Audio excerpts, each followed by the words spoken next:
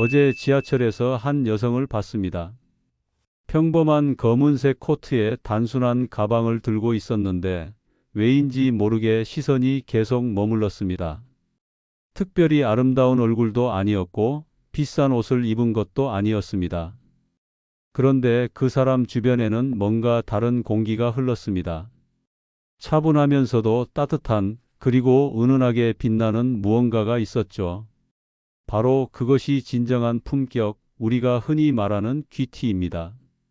여러분 주변에도 분명 한 명쯤은 있을 것입니다. 특별히 화려하지 않은 옷을 입고도 고급스러워 보이고 말 한마디에서도 품격이 느껴지며 나이가 들어도 우아함을 잃지 않는 그런 사람 말입니다. 그리고 신기하게도 그런 사람들 주변에는 항상 좋은 기회와 행운이 따라다니는 것 같습니다. 이것이 과연 우연일까요? 절대 그렇지 않습니다. 많은 분들이 착각하시는 게 있습니다. 품격이 비싼 옷이나 명품 가방에서 나온다고 생각하시죠.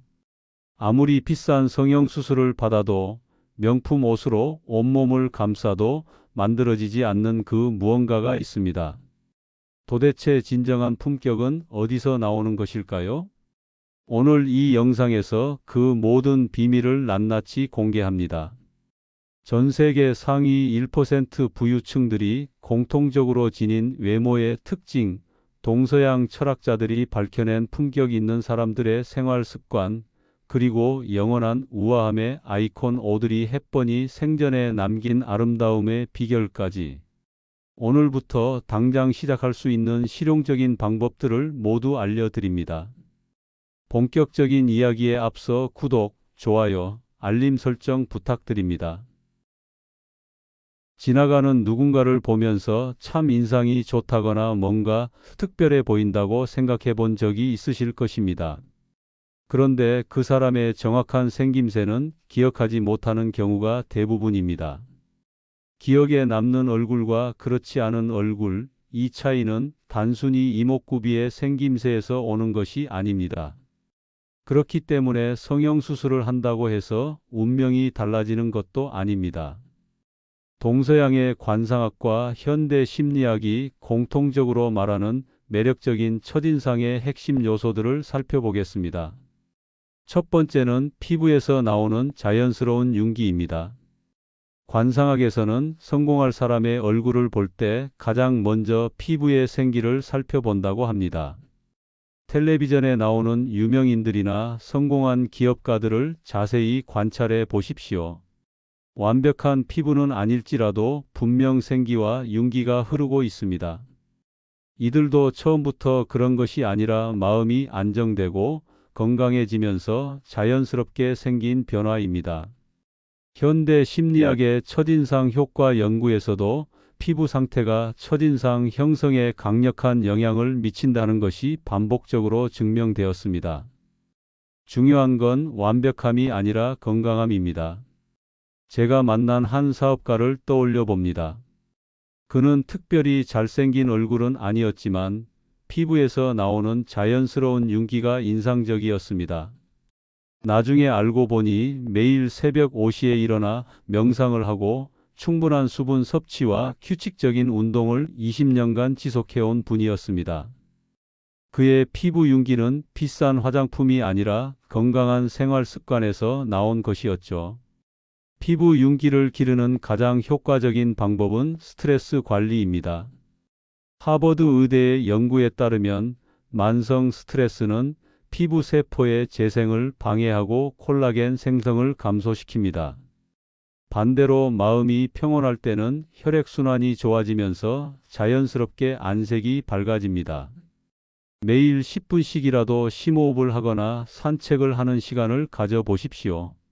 한 달 후 거울을 봤을 때 분명 다른 자신을 발견하게 될 것입니다. 두 번째는 마음에서 우러나오는 자연스러운 표정입니다. 역시 품격이 있는 사람이구나라는 느낌을 주는 것은 바로 우아하고 편안한 미소입니다. 심리학 연구에서도 자연스럽게 미소 짓는 얼굴이 그렇지 않은 얼굴보다 호감도가 훨씬 높다는 결과가 나왔습니다. 하지만 억지로 만드는 미소가 아닌 마음의 평온함에서 나오는 은은한 미소를 말하는 것입니다. 듀센 미소라는 것이 있습니다. 이는 진짜 기쁨에서 나오는 미소로 입꼬리뿐만 아니라 눈과 근육까지 함께 움직이는 미소입니다. 가짜 미소는 입꼬리만 올라가지만 진짜 미소는 눈이 함께 웃습니다. 이런 미소를 자주 짓는 사람들은 실제로 더 성공적인 인생을 살아간다는 연구 결과도 있습니다. 진정한 미소를 기르는 방법은 의외로 간단합니다. 매일 잠자리에 들기 전 그날 있었던 좋은 일 3가지를 떠올려 보십시오. 아무리 작은 일이라도 상관없습니다. 따뜻한 커피 한 잔의 여유, 동료의 친절한 인사, 집으로 가는 길에 본 아름다운 노을까지. 이런 작은 감사함이 쌓이면 자연스럽게 얼굴에 평온함이 자리 잡게 됩니다. 3번째는 얼굴 전체에서 느껴지는 생동감입니다. 우리의 얼굴에는 마음 상태가 그대로 반영됩니다. 무슨 일 있어? 얼굴이 왜 이렇게 어두워 보여? 또는 좋은 일 있나 봐. 얼굴에 생기가 돈다는 말들은 모두 얼굴에 나타나는 내면 상태를 읽어낸 것입니다. 마음이 활기차고 자신감이 있으면 얼굴에도 그대로 나타나게 됩니다. 얼굴의 생동감은 주로 눈과 표정근의 움직임에서 나옵니다. 우울하거나 스트레스를 받으면 표정근이 경직되고 눈빛이 흐려집니다. 반대로 마음이 건강하면 표정이 자연스럽게 밝아지고 눈에 생기가 돕니다. 일본의 유명한 표정 연구가 오카다 다카시 박사는 얼굴 요가라는 개념을 제시했습니다. 매일 5분씩 거울을 보며 의식적으로 다양한 표정을 지어보는 것입니다. 놀란 표정, 기쁜 표정, 평온한 표정을 차례로 짓다 보면 표정근이 유연해지고 자연스럽게 생동감 있는 얼굴을 만들 수 있다고 합니다. 또한 충분한 수면도 얼굴 생동감에 큰 영향을 미칩니다. 잠이 부족하면 눈가에 그늘이 생기고 전체적으로 피곤해 보입니다. 하루 7에서 8시간의 충분한 수면은 단순히 건강을 위해서가 아니라 매력적인 외모를 위해서도 필수입니다. 인생에 서광이 보인다는 말을 들어보셨을 것입니다. 이 서광은 상서로운 기운, 즉 좋은 운을 의미합니다. 삶의 중요한 변곡점이 다가올 때나 운이 좋아지거나 나빠질 때는 반드시 징조가 있고 이런 변화는 가장 먼저 얼굴에 나타납니다. 이런 변화를 민감하게 알아차리기 위해서는 자주 거울을 들여다보며 자신의 얼굴 변화를 관찰하는 습관을 들이는 것이 중요합니다. 관상학에서는 이를 자관이라고 합니다. 좋은 운이 올 때 가장 먼저 이마가 밝아집니다. 이마는 천기가 가장 먼저 스며드는 곳이자 운명의 변화가 처음 나타나는 부위라고 여겨집니다. 세안할 때 이마를 특별히 신경 써서 깨끗하고 밝게 유지하십시오. 얼굴이 밝아졌다, 얼굴이 환해졌다는 말은 주로 이마 상태를 보고 하는 말입니다. 전통 관상학에서는 이렇게 얼굴이 밝아지면 큰 운이 올 징조라고 해석합니다. 실제로 이마의 밝기는 혈액순환과 밀접한 관련이 있습니다. 스트레스가 줄어들고 마음이 평온해지면 이마 부위의 혈액순환이 좋아지면서 자연스럽게 밝은 느낌을 줍니다. 반대로 걱정이 많거나 스트레스를 받으면 이마가 어둡고 찌푸린 느낌을 줍니다. 제가 아는 한 여성분은 이혼 위기를 겪고 있을 때 이마가 유난히 어두워 보였습니다. 하지만 상담을 받고 내면의 평화를 찾아가면서 점차 이마가 밝아지기 시작했고 실제로 그 시기에 새로운 사업 기회를 얻게 되었습니다. 우연이 아니라 마음의 변화가 외모에 나타나고 그것이 다시 운명에 영향을 미친 사례였죠. 이마를 밝게 유지하는 방법은 간단합니다. 매일 미지근한 물로 부드럽게 마사지하며 세안하고 헤어스타일이 이마를 가리지 않도록 주의하십시오. 또한 이마에 손을 올리고 깊은 숨을 쉬며 긴장을 푸는 시간을 가져보십시오. 2번째 징조는 눈에 부드러움이 생기는 것입니다. 눈은 마음의 창문이라는 말이 있듯이 내면의 상태가 가장 직접적으로 드러나는 곳입니다. 스트레스를 받거나 마음이 불안할 때는 눈이 날카롭고 인상이 강해 보입니다. 반대로 마음이 평온해지면 눈과 근육이 이완되면서 자연스럽게 부드러운 인상을 갖게 됩니다. 부드러운 눈을 갖기 위해서는 세상을 더 너그럽게 바라보려고 노력하는 것이 중요합니다. 불교에서는 자비한 눈이라는 표현을 씁니다. 이는 모든 존재를 따뜻하게 바라보는 눈으로, 이런 눈을 가진 사람은 자연스럽게 주변 사람들에게 안정감을 줍니다. 실제로 성공한 리더들을 보면 대부분 부드럽면서도 힘 있는 눈을 가지고 있습니다. 눈을 부드럽게 만드는 구체적인 방법이 있습니다. 먼저 컴퓨터나 스마트폰 사용 시간을 줄이십시오. 장시간 화면을 보면 눈이 피로해지고 날카로워집니다.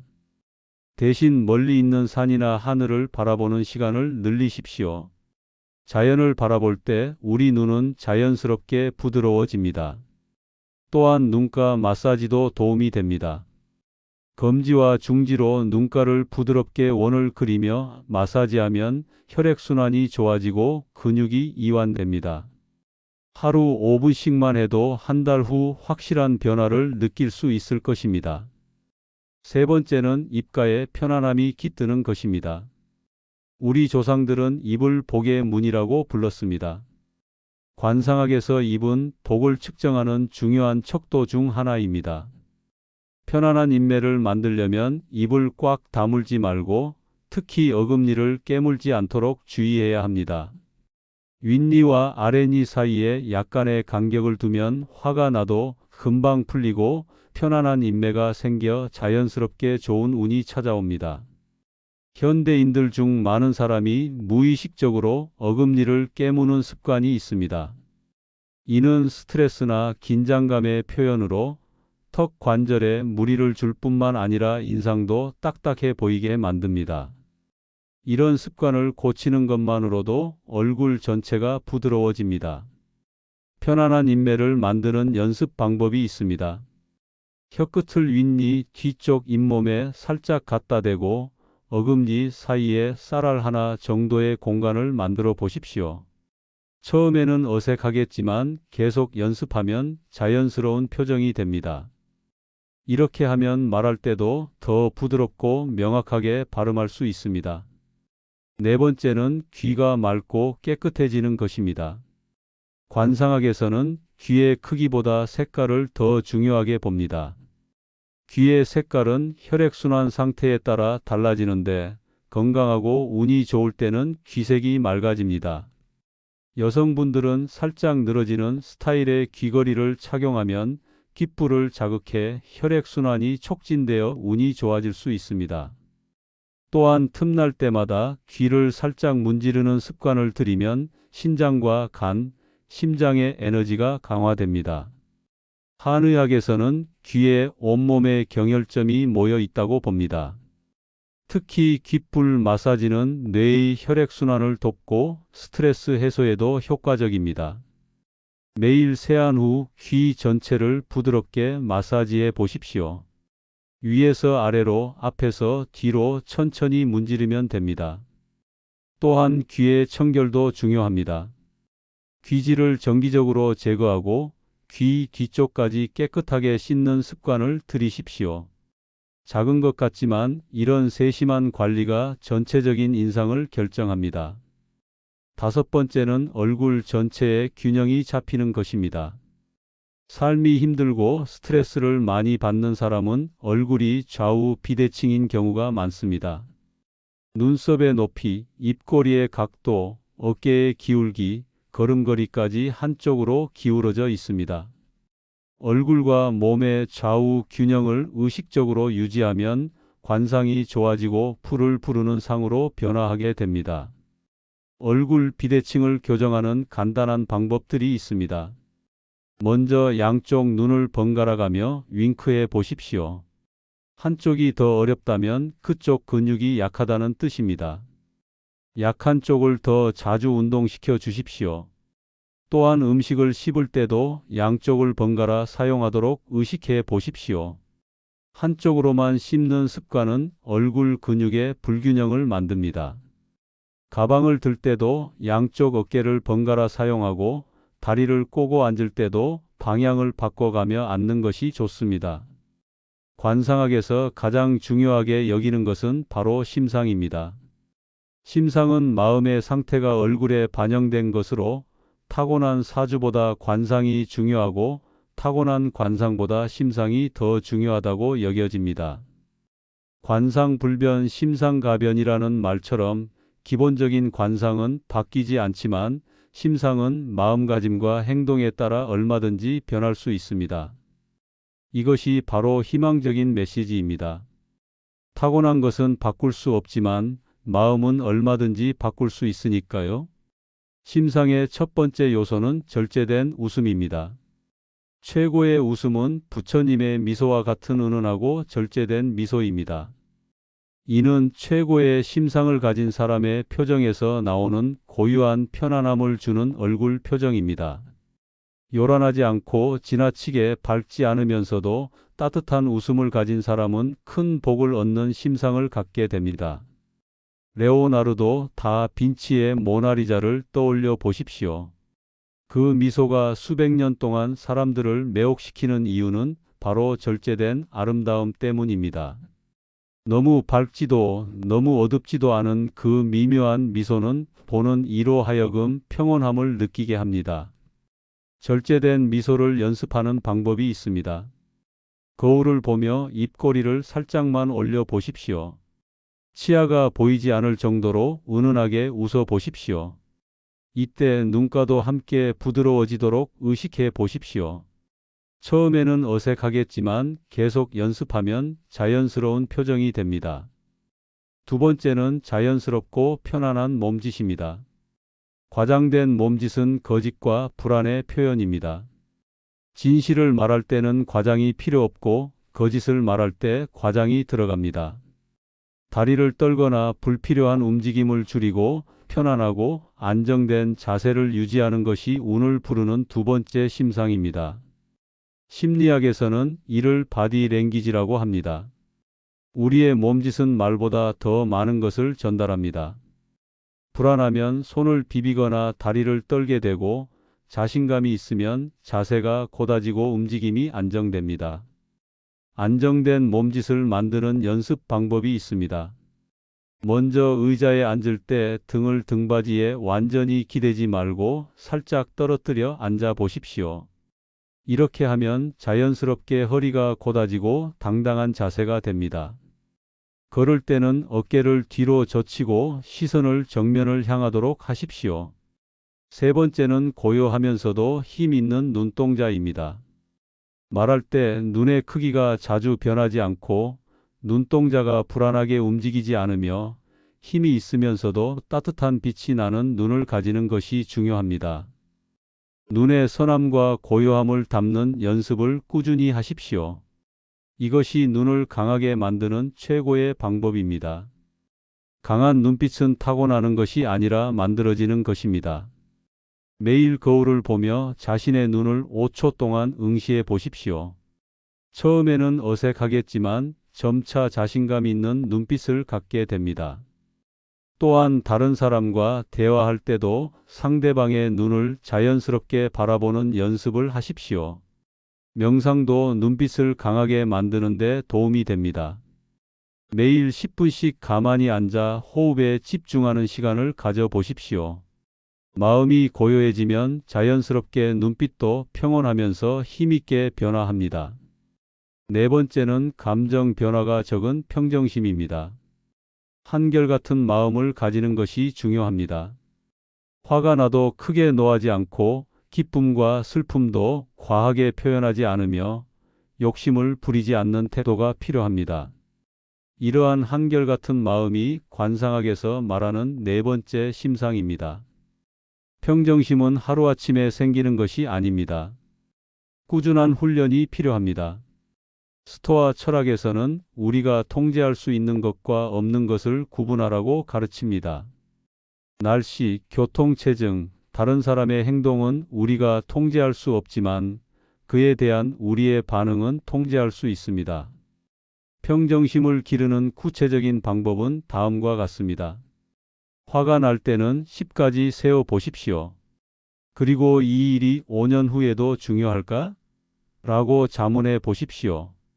대부분의 경우 그렇지 않다는 것을 깨닫게 될 것입니다. 다섯 번째는 진실한 마음에서 나오는 바른 행동입니다. 관상학에서는 신체는 곧 정신이라고 합니다. 맑고 깨끗한 정신은 자신감 있는 마음, 진실한 마음, 긍정적인 마음으로 나타납니다. 스스로를 믿고 거짓 없이 진실하며 모든 일을 해낼 수 있다는 긍정적인 마음가짐이 바른 행동을 만들고 이것이 최고의 심상을 완성합니다. 진실한 마음은 외모에 그대로 드러납니다. 거짓말을 자주 하는 사람은 눈빛이 흔들리고 진실한 사람은 눈빛이 맑습니다. 이는 과학적으로도 증명된 사실입니다. 거짓말을 할 때는 뇌의 여러 부위가 동시에 활성화되면서 미세한 표정 변화가 일어나기 때문입니다. 바른 행동의 첫걸음은 자기 자신에게 정직해지는 것입니다. 매일 밤 잠자리에 들기 전 하루를 돌아보며 정직하지 못했던 순간이 있었는지 생각해 보십시오. 작은 거짓말이라도 줄여나가려고 노력하십시오. 이런 작은 변화가 쌓이면 전체적인 인상이 달라집니다. 동서양을 막론하고 옷차림은 운을 좋게 만들거나 막는 중요한 요소입니다. 워싱턴 대학교의 연구 결과에 따르면 옷을 잘 입는 사람과 대충 입는 사람의 재산 차이는 10배에서 100배까지 날 수 있다고 합니다. 또한 인상학 연구에서도 옷을 잘 입는 사람은 자신의 의견에 쉽게 동의를 얻지만 그렇지 못한 사람은 같은 말을 해도 설득력이 떨어진다고 합니다. 이는 단순히 외적인 문제가 아닙니다. 옷차림은 우리의 자신감과 정체성에 직접적인 영향을 미치기 때문입니다. 심리학에서는 이를 인클로즈드 코그니션이라고 합니다. 우리가 입은 옷이 우리의 사고와 행동에 영향을 준다는 이론입니다. 운을 막는 첫 번째 옷차림은 늘어지거나 색이 바랜 옷입니다. 이는 수명이 다한 옷으로 버려야 할 옷을 계속 입는 셈입니다. 풍수학에서는 생과 사의 개념이 중요한데 생기가 넘치는지 사기가 넘치는지에 따라 번영하거나 몰락하는가가 결정됩니다. 옷걸이도 세탁소에서 주는 철제 옷걸이 대신 좋은 나무나 벨벳 옷걸이를 사용하십시오. 늘어진 옷을 입으면 실제 능력보다 과소평가받게 됩니다. 옷의 수명을 판단하는 기준이 있습니다. 목 부분이나 소매 끝이 늘어났다면, 색이 확연히 바랬다면, 세탁해도 냄새가 남는다면 과감히 버리는 것이 좋습니다. 아까워서 계속 입는 것보다 새로운 옷에 투자하는 것이 장기적으로 더 경제적입니다. 옷장 정리도 중요합니다. 1년 이상 입지 않은 옷은 기부하거나 버리십시오. 너무 많은 옷보다는 적어도 품질 좋은 기본 아이템들로 구성하는 것이 좋습니다. 캡슐 워드로브라고 하는 이 개념은 적은 수의 옷으로도 다양한 조합을 만들 수 있게 해줍니다. 두 번째는 구겨진 정장이나 외투입니다. 이는 게으르고 세심하지 못한 사람이라는 신호를 보냅니다. 아무리 비싼 옷이라도 구겨져 있으면 초라해 보입니다. 반대로 저렴한 옷이라도 깔끔하게 다림질되어 있으면 품격 있어 보입니다. 옷을 어떻게 관리했고 옷차림이 삐뚤어지지 않게 얼마나 주의했는가는 그 사람의 생각과 행동을 타인에게 보여주는 첫 번째 증거입니다. 옷 관리의 기본은 다림질입니다. 시간이 없다면 걸어두는 것만으로도 큰 차이가 납니다.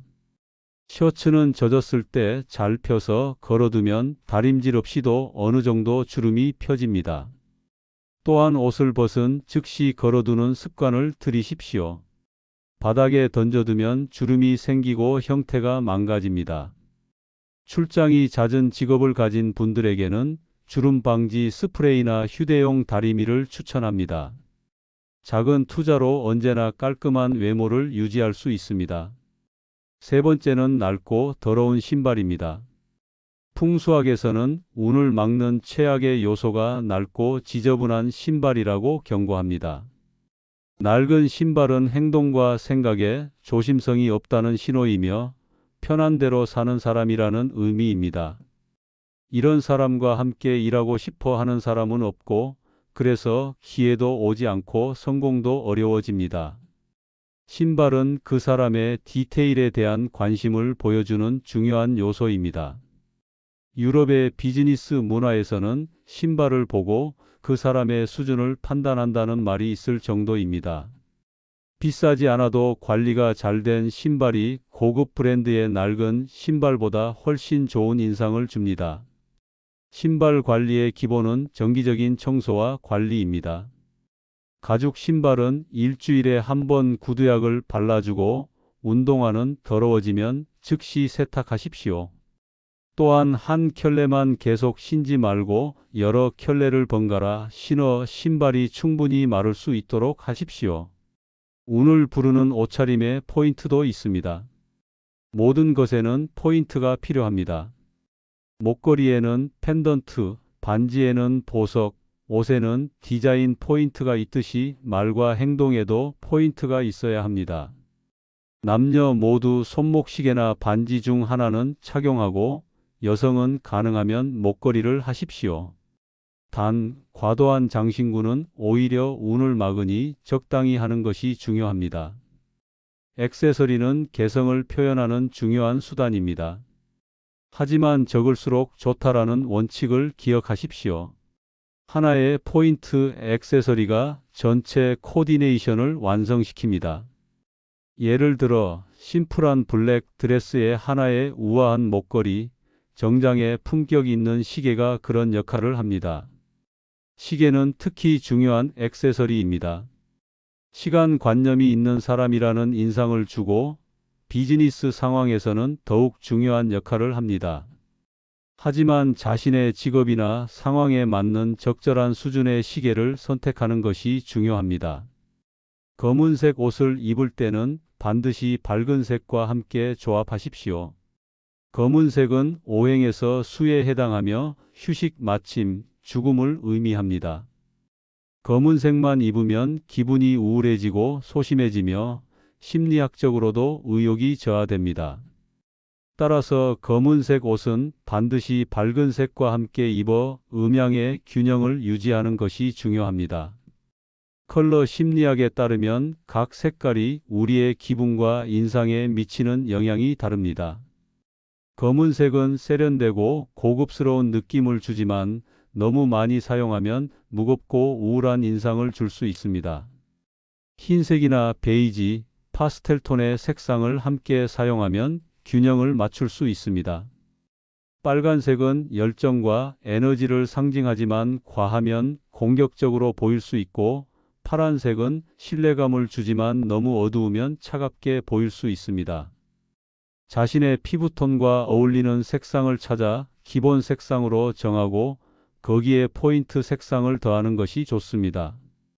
외모가 뛰어나면 분명 유리한 점이 많지만 외모보다 더 중요한 것은 그 사람에게서 나오는 아우라와 매력입니다. 매력은 타고나는 것이 아니라 만들어지는 것입니다. 그리고 그 매력의 핵심은 다른 사람을 편안하게 만드는 능력에 있습니다. 올바른 자세가 모든 인상을 결정합니다. 바른 자세는 매우 중요합니다. 아우라가 있는 사람, 일을 잘하는 사람, 멋지다는 평가를 받는 사람 중에 자세가 나쁜 사람은 없습니다.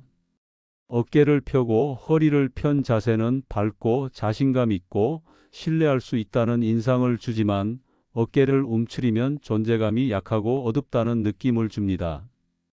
구부정한 자세는 절대 매력적으로 보이지 않으니 지금 당장 자세를 바로 잡으십시오. 바른 자세의 기준은 다음과 같습니다. 귀, 어깨, 골반, 발목이 일직선상에 있어야 합니다. 벽에 등을 대고 서서 뒤통수, 등, 엉덩이, 발뒤꿈치가 벽에 닿는지 확인해 보십시오. 이것이 올바른 자세입니다. 자세 교정을 위한 간단한 운동이 있습니다. 양팔을 벽에 대고 가슴을 쭉 펴는 스트레칭을 매일 30초씩 3번 해 보십시오. 또한 어깨 날개뼈를 등 중앙으로 모으는 운동도 도움이 됩니다. 컴퓨터 작업이 많은 현대인들에게는 특히 중요한 운동입니다. 상대방에 대한 진심 어린 관심이 호감을 불러옵니다. 상대방의 이야기를 들을 때는 하던 작업을 멈추고 눈을 마주치십시오. 이런 작은 몸짓이 당신을 매력적으로 만듭니다. 또한 대화할 때는 의자째로 상대방을 향해 무릎을 돌리십시오. 이것이 당신의 말을 잘 듣고 있습니다. 당신을 신뢰합니다. 라는 메시지를 전하는 몸짓입니다. 상대방의 말에 자신의 경험을 자랑하듯 덧붙이지 말고 잘 들어주는 것이 중요합니다. 능동적 경청이라는 기술이 있습니다. 이는 단순히 상대방의 말을 듣는 것을 넘어 적극적으로 이해하려고 노력하는 것입니다. 상대방이 말을 마치면 당신이 말하고 싶은 것은 이런 뜻인가요? 라고 확인해 보십시오. 이런 작은 노력이 상대방으로 하여금 존중받는다는 느낌을 갖게 합니다. 또한 질문하는 기술도 중요합니다. 단순히 네, 아니오로 답할 수 있는 닫힌 질문보다는 상대방이 자신의 생각과 감정을 표현할 수 있는 열린 질문을 하십시오. 어떻게 생각하세요? 그때 기분이 어떠셨나요? 와 같은 질문이 대화를 더 풍성하게 만듭니다. 목소리도 매력의 중요한 요소입니다. 크기, 높이, 속도, 활기, 간격을 의식하십시오. 크고 낮은 목소리로 천천히 또렷하게 말하면 자신감 있게 들립니다. 회사에서 작은 목소리로 말하면 적극성과 의욕이 없다는 인상을 줄 수 있습니다. 밝고 설득력 있게 말하기 위해서는 적당히 크고 또렷한 목소리가 필요합니다. 목소리 훈련에는 몇 가지 방법이 있습니다. 먼저 복식 호흡을 익히십시오. 가슴이 아닌 배로 숨을 쉬면 목소리가 더 풍부하고 안정감 있게 나옵니다. 손을 배에 올리고 숨을 들이쉴 때 배가 나오도록 연습해 보십시오. 또한 발성 연습도 도움이 됩니다. 매일 아침 아에이오 발음을 크고 또렷하게 반복해 보십시오. 입 모양을 과장되게 하면 발음이 더 명확해집니다. 말하는 속도도 중요합니다.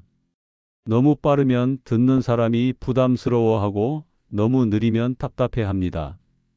적절한 속도는 분당 150에서 160단어 정도입니다. 품격 있는 사람들의 행동 습관을 배워 보십시오. 이야기를 들을 때 고개를 끄덕이는 횟수를 줄이고 끄덕이더라도 천천히 크게 끄덕이십시오. 너무 자주 끄덕이면 지위가 낮다는 무의식적 메시지를 보냅니다. 상대의 눈을 지그시 보고 눈 깜빡임을 줄이십시오. 아이 컨택트는 매력적인 몸짓의 핵심입니다. 아이 컨택트에도 기술이 있습니다. 상대방의 눈을 직접 보는 것이 부담스럽다면 눈썹 사이를 보십시오. 상대방에게는 눈을 보는 것처럼 느껴집니다. 또한 대화 중에는 50에서 70% 정도의 시간 동안 상대방을 바라보는 것이 적절합니다. 100% 바라보면 부담스럽고 너무 적으면 관심 없어 보입니다. 눈 깜빡임도 중요합니다. 평상시보다 조금 적게 깜빡이면 더 집중하고 있다는 인상을 줍니다. 하지만 너무 적게 깜빡이면 부자연스러우니 주의하십시오. 칭찬에는 감사합니다 라고 솔직하게 받아들이고 사소한 일에 반사적으로 사과하지 마십시오. 진정한 배려를 배우는 것도 중요합니다. 하버드의 한 교수는 배려를 상대의 감정에 동의하지 않아도 그 사람의 관점에서 세상을 경험해 보는 것이라고 정의했습니다. 배려는 자신의 여유에서 시작됩니다. 자신을 먼저 만족시키고 타인에게 진심으로 친절하십시오. 타인이 아닌 자신 중심으로 행동하는 것이 매력적인 배려의 아우라를 만듭니다. 칭찬을 받는 법도 배워야 합니다. 많은 사람들이 칭찬을 받으면 아니에요, 별거 아니에요 라고 겸손해 합니다. 하지만 이런 반응은 칭찬하는 사람의 판단을 부정하는 것과 같습니다. 대신 감사합니다라고 간단히 받아들이고 필요하다면 덕분에 기분이 좋네요라고 덧붙이십시오. 과도한 사과도 매력을 떨어뜨립니다. 죄송합니다를 입버릇처럼 하는 사람은 자신감이 없어 보입니다. 정말 잘못했을 때만 사과하고 나머지 상황에서는 감사합니다나 실례합니다와 같은 표현을 사용하십시오. 40이 넘으면 자기 얼굴에 책임을 져야 한다는 말이 있습니다. 삶의 태도가 얼굴에 그대로 드러나기 때문입니다. 나이가 들수록 초라해지는 사람이 있는 반면 더욱 품격이 느껴지는 사람도 있습니다. 이 차이는 어디서 올까요? 나이가 들면서 외적인 변화는 피할 수 없습니다. 하지만 내적인 성숙함이 외모에 미치는 긍정적인 영향은 젊음의 아름다움을 능가할 수 있습니다. 진정한 아름다움은 경험과 지혜, 그리고 내면의 평화에서 나오기 때문입니다. 웃음의 놀라운 힘을 활용하십시오. 웃으면 복이 와요. 소문만 복내. 웃는 문으로는 만복이 들어온다는 말처럼 웃음의 효과는 과학적으로도 증명되었습니다. 웃음은 스트레스 호르몬인 에피네프린과 코르티솔을 줄이고 엔돌핀과 엔케팔린을 대량 분비시켜 몸과 마음을 편안하게 합니다. 또한 면역 기능을 강화하는데 하루 한 번 크게 웃으면 면역력이 3일간 증가한다고 합니다. 유산소 운동 효과도 있어 혈액순환을 촉진하고 소화를 돕습니다. 억지로 웃어도 효과가 있으니 하루에 여러 번 웃는 습관을 들이십시오. 웃음의 의학적 효과에 대한 연구는 계속 늘어나고 있습니다. 미국의 스탠포드 대학교 연구팀은 웃음이 심장병 위험을 줄이고 혈압을 낮추며 통증을 감소시킨다는 연구 결과를 발표했습니다. 또한 웃음은 기억력 향상에도 도움이 된다고 합니다. 웃음을 늘리는 실용적인 방법들이 있습니다. 코미디 프로그램을 보거나 웃긴 책을 읽거나 유머 감각이 좋은 사람들과 시간을 보내십시오. 또한 자신에 대해서도 유머러스하게 생각해 보십시오. 자신의 실수나 부족함을 너무 심각하게 받아들이지 말고 때로는 웃어넘길 수 있는 여유를 가져보십시오. 화를 지혜롭게 다스리는 방법을 익히십시오. 유명한 스님은 화는 우리 마음을 고통스럽게 하는 독이라고 했습니다. 화는 정당한 이유가 있어도 내면 상태를 해치는 것은 마찬가지입니다.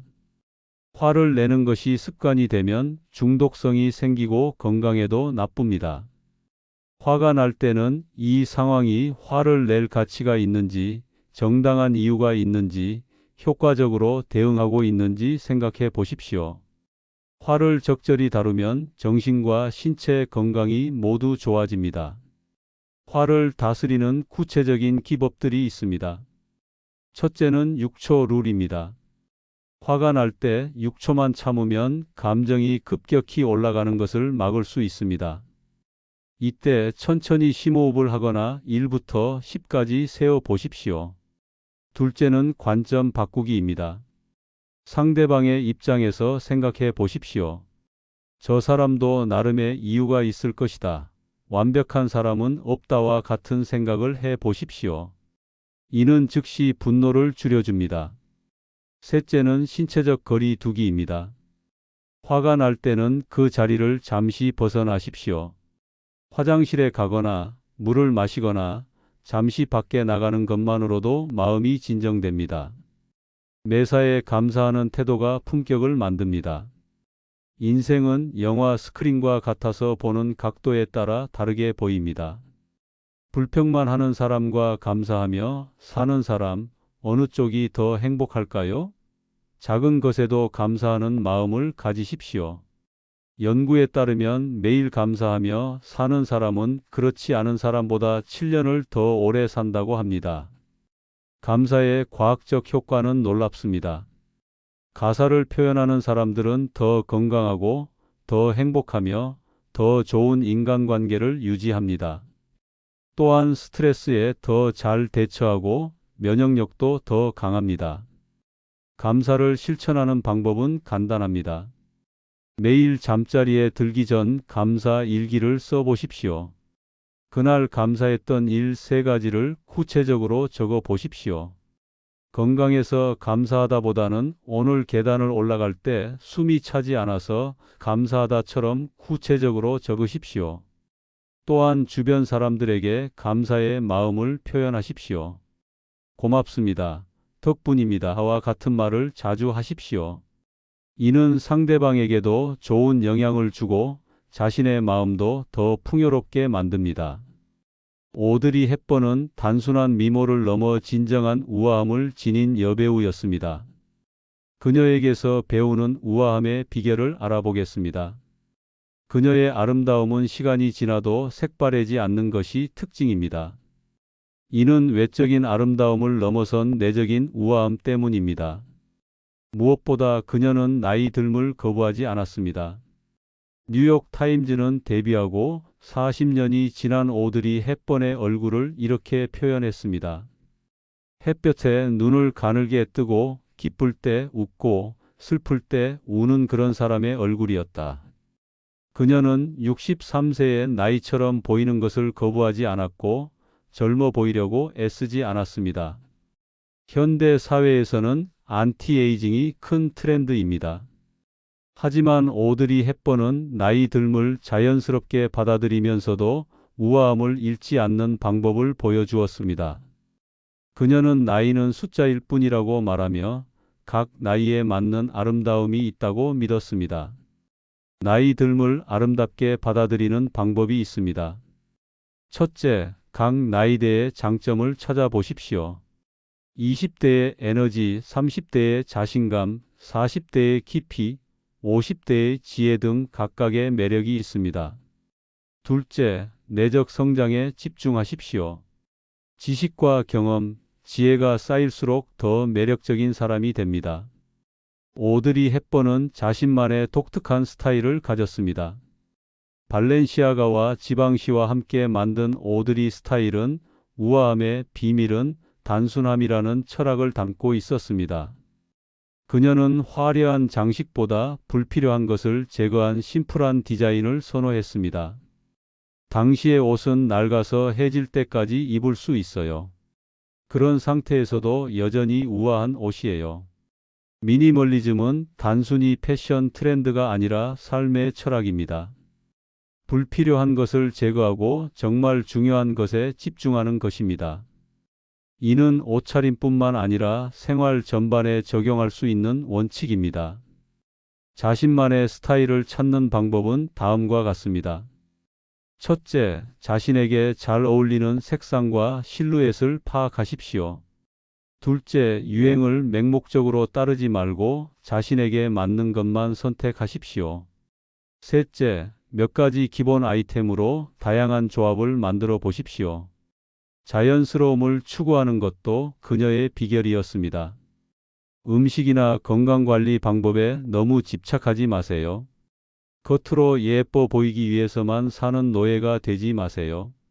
그녀는 규칙에 얽매이지 않고 자연스럽게 살았습니다. 난 스스로 규칙 같은 걸 만드는 사람이 아니에요.